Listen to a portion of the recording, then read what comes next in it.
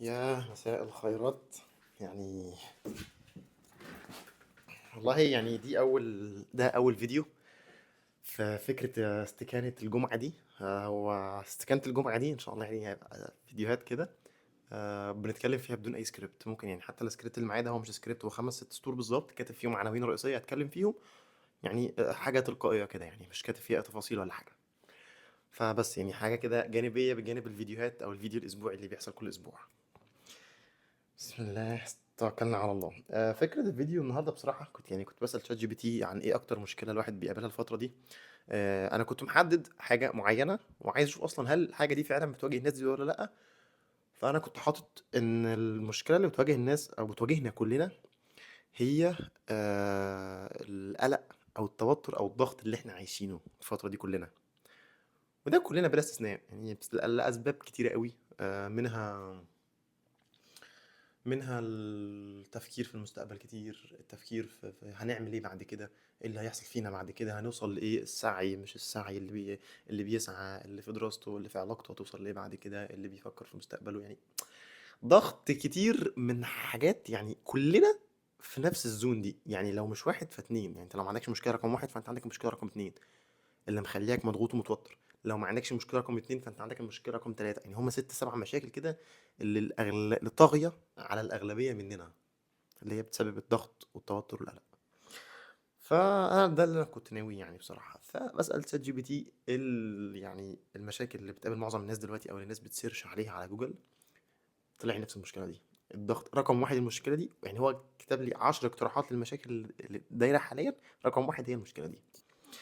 فبصراحه حطيت 3 عناوين كده، خلينا نتكلم فيهم. اول حاجه اللي هي انت مش لوحدك او احنا مش لوحدنا، مش مضغوطين لوحدنا، بل بالعكس.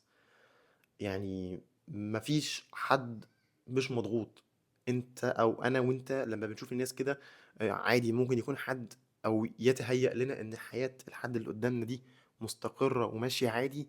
لا، هو كلنا بلا استثناء مضغوطين، كلنا بلا استثناء عندنا جزء في حياتنا عامل لنا ضغط على نفسنا وعامل لنا ضغط. ممكن يكون في الشغل، ممكن يكون يعني مثلا احنا 5 6 كده، واحد مننا في شغله، وواحد تاني في علاقته مع حد، مع شريك حياته، مع ابوه وامه، مع اخواته، في ديفوف، يعني في عيب في كل حاجه، او في ضغط، او في مشكله عامله له ضغط، في جانب في المشكله دي عامله له ضغط. واحد بيفكر في المستقبل ازاي هيتجوز عامله له ضغط، واحد بيفكر في الجيش، واحد بيفكر في الامتحانات اللي جايه بتاعه الفاينل. فكل واحد مننا يعني في مشكله، ومفيش مشكله اكبر من مشكله، او مفيش مشكله اصغر من مشكله. يعني اللي عايز اقوله ان يعني كل واحد عنده المشكله، وهي واخده حيز من حياته، واخده جزء معين من حياته. الجزء ده قد يكون 10% عندي بسبب مثلا مشكله الجيش، ان انا داخل الجيش بقى وازاي ومش ازاي وسنه من حياتي ضايعه والكلام ده كله. ممكن نفس ال10% دول عند واحد تاني بسبب الضغط، مثلا علاقته مع اهله. ممكن نفس ال10% دول بسبب يعني هو المشكله واخده حيز عند كل حد فينا. بس اللي في حد بيظهر وفي حد ما بيظهرش. في حد يعني هدفه الاول انه حياته الشخصيه او مشاكله ما تطلعش قدام حد. وانا اعرف ناس كده، والله العظيم تقعد معاهم، ايه ده، ايه ده، يعني الراجل ده ما شاء الله اللهم بارك حياته ما فيش فيها مشكله. تقعد معاه كده على مستوى قدام الناس، يقعد مثلا يفضفض لك ولا حاجه، ايه ده يا عم، انت جبل. والله العظيم.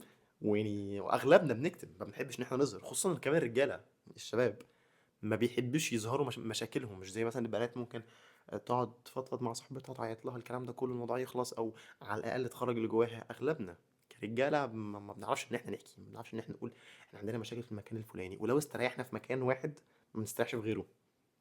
ده ان حصل يعني. فهي بصراحه دي حاجه طبيعيه. هي بصراحه عند الناس كلها، هي عندنا كلنا، مفيش حد فينا لوحده اللي عنده مشاكل، لا كلنا عندنا مشاكل بلا استثناء. يعني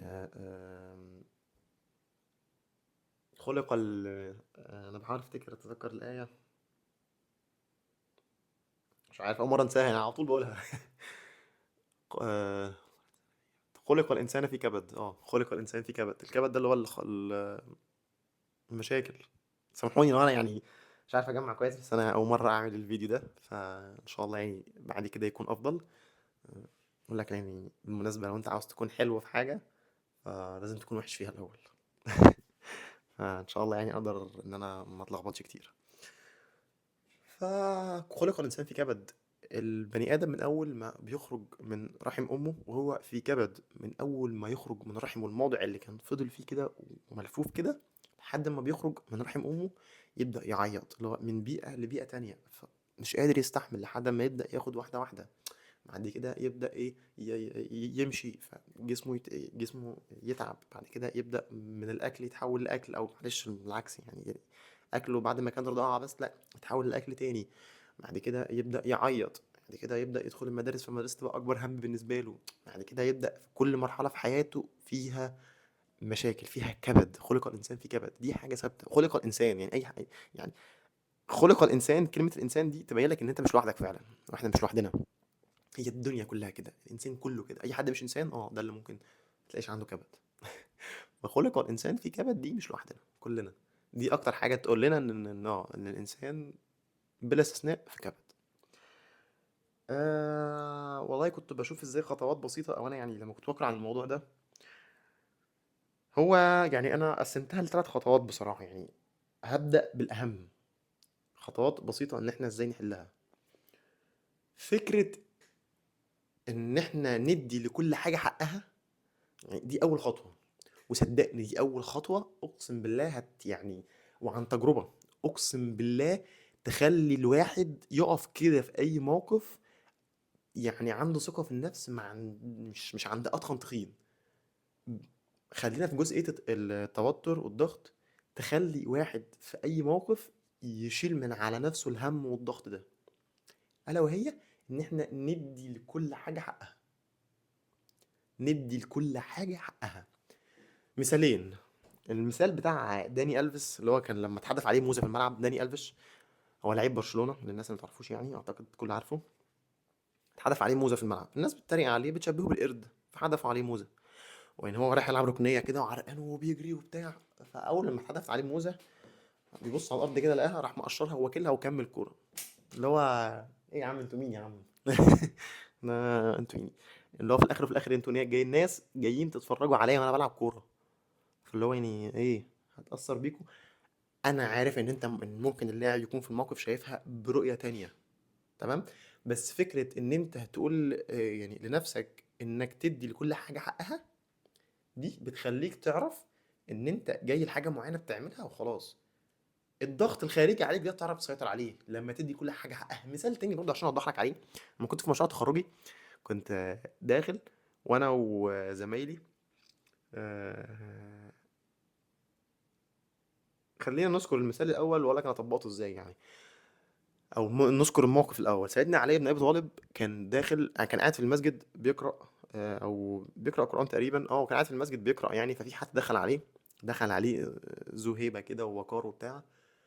فالناس كلها قامت وقفت، كل اللي في المسجد الا هو، الا سيدنا علي. فالراجل ده جاي يستفز سيدنا علي، بيقول له انت يعني انت مش شايف الناس دي كلها وقفت وانا، انت مش عارف انا مين؟ قال له لا انا عارف. قال له انت الذي خرجت من مخرج البول مرتين، مرة لما كنت نطفة عند أبيك، ومرة لما كنت خارج من رحم أمك. شايف لما تفكر في الموضوع كده وتدي كل حاجة حقها. يعني أنت دلوقتي أنت مين أنت؟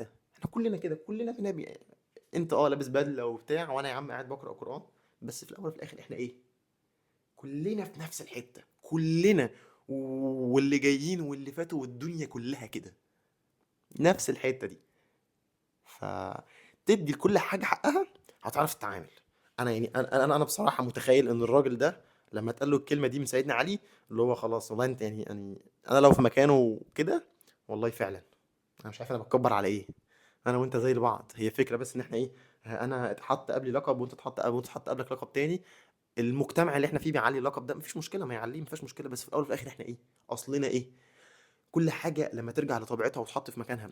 ولكن الحكيم الذي يضع الشيء في موضعه في مكانه. دي الحكمة. انت اخرك ايه، انا وانت اصلنا ايه كده. بس يعني الموقف بقى اللي انا طبقته عليه ده لما كنت في مشروع التخرج بتاعي. كنت داخل اناقش، وكان احنا القسم الوحيد او احنا المشروع الوحيد اللي في القسم عندنا اللي كان بيناقشه العميد بتاع الكليه، لان كان هو المدير المعمل اللي احنا كان المشروع بتاعنا يعني مشروع طرق ومطارات. فكان العميد الكليه عميد كليه هندسه هو رئيس المعمل بتاع الطرق والمطارات. فاحنا القسم الوحيد اللي كان بيناقشنا المشروع، اللي كان بيناقشنا العميد، ومعاه 6 دكاتره تانيين، واحنا اول اصلا مشروع اتناقش في الكليه في القسم يعني. المهم فكله لابسين بقى وعمالين بنراجع اللي هنقوله مرة واتنين وتلاتة وعشرة لحد ما دخلنا. لا لحد ما خلاص بقى إحنا حفظنا فعلا يعني من كتر المراجعة والبروفات اللي عملناها واللي هنقوله احنا خلاص حفظنا عن ظهر قلب، اللي هو احنا كده يعني خلاص زهقنا. قاعدين بنفكر بقى على حاجة. أول حد جه الدكتور دخل، التاني التالت الرابع الخامس السادس ولسه العميد. يعني كل ده قاعد فوق واحنا أصلا مستغربين عدى ده كله ليه؟ احنا كان عاملين حسابنا 3 أو 4 بالكتير قوي هيناقشونا. فجأة حاجة بقوا 7، ومنهم دكتورة من بره ودكتور من قسم تاني وحاجات كده كتير قوي. نفكر بقى كده والله العظيم فجأة لقيت نفسي بستحضر الموقف ده.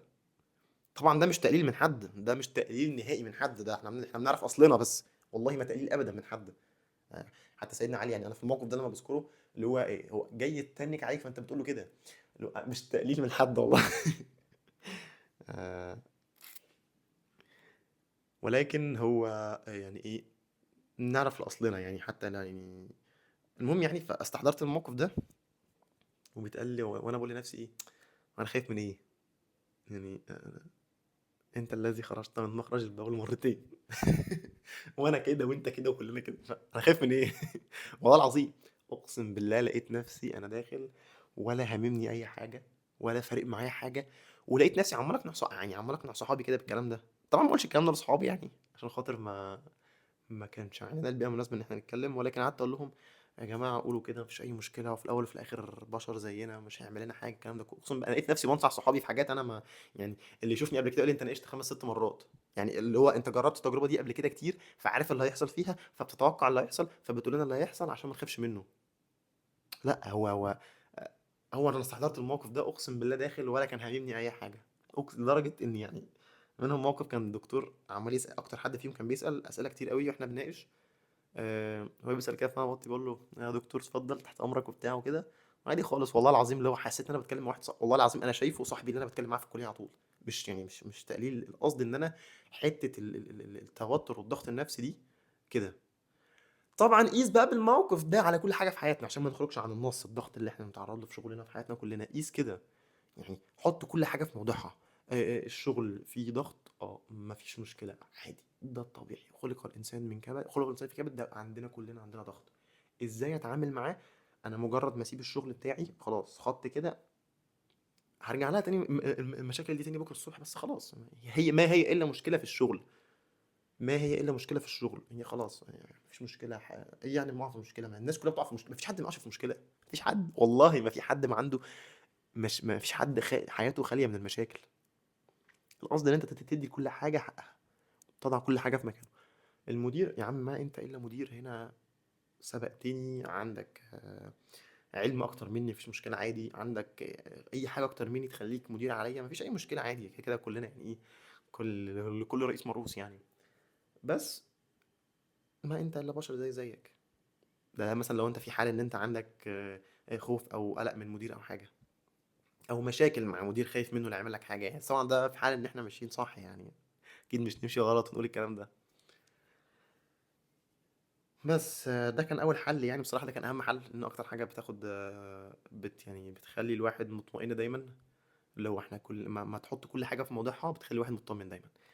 تاني حاجه عشان ما اطولش، حاسس ان انا طولت قوي. آه، نفس عميق، نفس عميق قبل اي حاجه. وانت قاعد لوحدك اصلا تنفس نفس كده اللي هو خرج واستنشق كده وخرج. وبرضه انا حاسس ان النصيحه دي مش يعني مش فعاله قوي او مش مهمه قوي او مش ضروريه قوي. ليه؟ لان دي ما هي الا بتاخد جزء من الثانيه كده، اللي هو انا خلاص انا اقنعت نفسي وهديت لكل حاجه حقها، خلاص. يلا توكلنا على الله ندخل كده. تالت حاجة هي اعرف المشكلة، ودي برضو جزء مهم جدا. اعرف المشكلة، ان احنا نعرف المشكلة.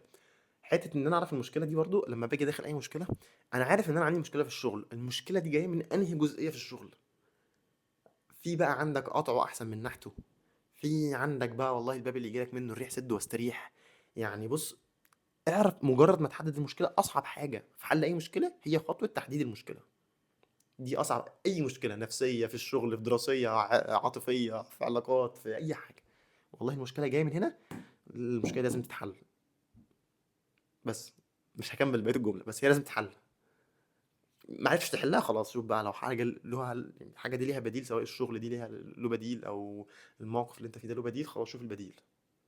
الحقيقه ما بتقفش على حد ولا على شخص ولا حاجه. تالت حاجه بقى الا وهي اهم حاجه بصراحه. احنا بقى التالت حاجه دي اللي هي احنا بشر. هرجع تاني اقول لكم معلش سامحوني لو مش مرتب كلامي قوي او كده، بس هي ان شاء الله يعني بعد كده يبقى افضل من كده. تالت حاجه احنا بشر. احنا بشر كلنا بنغلط، مفيش اي مشكله. ودي برضو مش هتيجي من يوم وليله، خليك عارف لا ان انت هتغلط وهتحمل نفسك فوق طاقتك، وهتوصل لمرحله ان انت عايز لا انا متضايق، انا غلطت كتير، انا مش كويس، انا مش يعني عايز اوصل للكمال. طبعا الكمال دي هنتكلم فيها دلوقتي، بس قصدي اللي هو ايه، عايز ابقى احسن حاجه، عايز ابقى كذا. كلنا هنمر بالتجربه دي لحد ما نعرف ان احنا بشر. يعني اللي بيقول لك نصيحه احنا بشر دي، سواء بتوع التنميه البشريه او التنميه الذاتيه او كل او تطوير الذات او الصحه النفسيه او الكلام ده كله، يقول لك احنا بشر واغلط وما تغلطش والكلام ده كله، مش بيقولوها غير بعد ما كانوا في نفس الموقف ده. يعني انا بقول لك اهو احنا بشر وما بنغلطش، بس مش بقول لك كده عشان انا عارف المعلومه دي، لا، عشان انا كنت كذا، كنت يعني بجلد في ذاتي على طول وعندي معايير عاليه قوي. فلما اتعلمت واتعالجت من المشكله دي، فجاي اقولها لك دلوقتي. فاحنا كلنا كده، مفيش اي مشكله تبقى كده. المشكله ان احنا نكمل في كده بعد ما عرفنا احنا بشر. الكمال دي ما هي يعني الكمال اللي احنا نحاول نوصل له ده ما هي الا نقطة كل ما نحاول نوصل لها لمجرد ان احنا فاكرين ان لما نوصل للنقطة دي التوتر هيتشال من عندنا، احنا بنحمل نفسنا طاقة اكتر من اللي احنا نقدر نشيله. يعني احنا ايه، مفكرين ان احنا لما نكمل ونوصل للمنطقة الفلانية احنا هنبقى مش متوترين ومش مضغوطين نفسيا. لا، انا عايز اقول لك ان انت مجرد ما بتعوز توصل للنقطة دي، احنا بنبقى متوترين جدا وبنتوتر اكتر وبنوصل للتوتر اعلى من التوتر، لان احنا عمرنا ما هنوصل للنقطة دي اصلا. فبنتوتر اكتر وبنضغط نفسيا اكتر لان عمرنا ما نوصلها، لان الكمال لله وحده. فلما تعرف ان الكمال لله وحده واحنا بشر وكل ابن ادم خطاء ومفيش اي استثناء، كينج. والله العظيم بتاع كينج كده. والله انا عامل اللي عليا، لان ربنا طلب مني السعي ما طلبش مني النتيجه. ودي من رحمه ربنا علينا يعني. يعني عايز لها فيديو لوحده ده. فبس يعني الكمال لله وحده، مش لينا حقيقي. احنا بشر، احنا بشر، تاكد من نقطه احنا بشر دي. حابب اختم بآية كده. والله الآية دي المفروض تبقى يعني ليها حلقة لوحدها برضو، ان عندي فيها كلام كتير قوي، ولكن هتكلم فيها كده كلمتين، ربع كلمة كده كمان، مش كلمتين كمان. آيتين بقى. الذين آمنوا وتطمئن قلوبهم ألا بذكر الله تطمئن القلوب. ألا بذكر الله تطمئن القلوب دي احنا بنسمعها بذكر الله. اه طب خلاص احنا نذكر ربنا، لا عايزك تخلي بالك من حاجة، ذكر ربنا.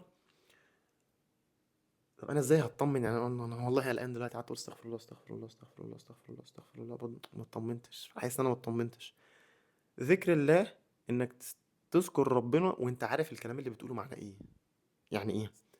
يعني انا قاعد دلوقتي متوتر ورزقي بعيد وما فيش اي فلوس وما فيش اي حاجه يعني تدل ان انا هعرف اعمل حاجه من اللي أنا نفسي فيها خلال السنه، أو مش عارف اتجوز يا عم، مثال عشان ما انتوش، مش عارف اتجوز، ما انا معيش فلوس مثلا. فطب انا هعمل ايه؟ ساعتها بقى تذكر ربنا. طب ازاي؟ تقعد تقرا قران بقى، تستغفر ربنا، تستشعر. يعني تقول مثلا كل الله احد الله الصمد. الله الصمد الوحيد اللي بنرجع له في كل حاجه. اصل انا عارف ان الصمد دي يعني هو الوحيد اللي نطلب منه كل حاجه. فقلت استغفروا ربكم، تقرا مثلا قران كده، فقلت استغفروا ربكم انه كان غفارا. يرسل السماء عليكم مدرارا ويمددكم باموال وبنين. اموال وبنين، ايه ده اموال؟ طب ما دي مشكلتي. فيبقى انا قلبي يطمن ان انا لما استغفر ربنا هيجي لي اموال وبنين. يبقى انا ساعتها ايه؟ ارجع للنقطه دي، الذين امنوا وتطمئن قلوبهم الا بذكر الله تطمئن القلوب. فانت بذكر ربنا، واللي انت ربنا دايما على بالك وصفاته ايه ويقدر يدي ايه ويقدر يعمل ايه ومقدرته توصل لحد فين، ومقدرته دي اصلا ملهاش حدود. لما بنذكر ربنا وبنتعمق في ذكر ربنا ساعتها آه، ده ربنا. انا قلبي يطمن عشان انا عرفت ان ربنا هو اللي بيرزق وان الرزق عند ربنا. انا قرات مثلا او بقرا ايه، عرفت ان الرزق ده بتاع ربنا، فانا قلبي يطمن. عرفت ان ربنا هو اللي بيهب لمن يشاء، يبقى انا اطمنت. اصلي عند اكرم الاكرمين، اصلا عارف ان ربنا ده اكرم الاكرمين، فيهب لمن يشاء ده يبقى انا ادعي ربنا ان هو يعني يهب لي من اللي انا عاوزه. فخلاص بقى انا ذكرت. كل ما بذكر ربنا اقرا اكتر واتعمق اكتر في اسماء وصفات الله وقدره ربنا، واقرا القران واسبح ربنا واستغفر، هلاقي نفسي ايه، قلبي بيطمن فعلا. لان انت دلوقتي خلاص قرات ان ربنا هو اللي بيرزق، خلاص انا قلبي بيطمن. انا الحمد لله ان البشر هو اللي بيرزق، لان لو البشر هو اللي بيرزق اقسم بالله يعني ندبح في بعضنا، مش هنقتل في بعضنا، ندبح في بعضنا. الآية الأخيرة بقى، فإن مع العسر يسرا، إن مع العسر يسرا، دي برضو جميلة قوي. ربنا ذكر لك ان العسر مرتين واليسر مرتين عشان يعرف لك ان الحياة كلها فيها عسر وفيها يسر، فيها خير وفيها شر، فيها جنة، ان الاخرة بقى فيها جنة وفيها نار. يعني شديد العقاب، غافر الذنب وقابل التوب شديد العقاب. اللي ربنا بيخاطب دايما كده بالايه، بالكلمة وتضادها او التضاد بتاعها او العكس بتاعها، يعني في كده وفي كده. فدي برضو من رحمة ربنا علينا، ورحمته سبقت عذابه. فيعني مفيش ألطف من كده، يعني مفيش أرحم من كده علينا. فسريعا يعني احنا مش لوحدنا، الدنيا كلها فيها مشاكل، ودي حاجة تطمنا ان مش يعني مثلا احنا مش ناس مبتلية، او احنا طبعا الابتلاء ده حاجة جميلة جدا يعني مش وحشة، بس خلينا ايه، حاجة لوحدنا دي، ان احنا مش لوحدنا دي، ان نعرف ان دي حاجة طبيعية، فده يطمنا. دي حاجة طبيعية وواردة عند الناس كلها، مش حتة ان احنا بنبص للناس كلها هم عندهم ايه فخلاص هم زينا، لا، هي حتة ان دي حاجة طبيعية، فده يطمنك شوية. تاني حاجة الخطوات البسيطة، انك يعني اهم خطوتين فيهم هو انك تدي لكل حاجة حقها، وتعرف المشكلة فين بالظبط. دي بيحل اي توتر وبيحل اي ضغط. ولو لدرجة ان المشكلة في شخص معين، تقريبا المايك بعيد قوي، لدرجة ان المشكلة في شخص معين وخلاص مفيش في امل ان الدنيا تتصلح ما بينكم، اشتري نفسك وهو يشتري نفسه، ما تخسروش بعض، يعني انت اشتري نفسك وهو يشتري نفسك وخلاص. يعني ابغض الحلال عند الله الطلاق. آه، وامسكهن بمعروف او سرحوهن بمعروف، سورة البقرة. فبرضه يعني لو خلاص انت مش عارف تحل مشاكل خالص والدنيا كلها مقفله، خلاص مفيش، انت شوف نفسك وهو يشوف نفسه، وانتوا الاتنين تفضلوا على يعني نهايتكم كويس، تكون كويسه جدا، ومفيش اي غلط في حد، مش حد يغلط في حد. بس احنا لازم نحل المشكله وهي لازم تحل المشكله، احنا مش جايين الحياه دي عشان لما مؤاخذه ايه نفضل في صراعات. هو يومين، يومين والله هنموت كلنا. لو في حد عايش خلاص يعني، كل فادرأوا عن انفسكم الموت ان كنتم صادقين. لو في حد يعني لو في حد يقدر يبعد عن نفسه الموت ويكمل طول الحياة يبعده، وساعتها اقول له ما تعملش الكلام ده، افضل راسوا في بعض طول حياتكم. يبقى احنا مش لوحدنا، قلنا خطوتين. تالت حاجة احنا بشر، يعني ربنا لا تحملنا ما لا طاقة لنا به، وكل ابن آدم خطاء، مفيش أي استثناء. لو أنت مش ابن آدم فأنت مستثنى، احنا كلنا ولاد آدم، فخلاص، بس كده. دمتم في رعاية الله.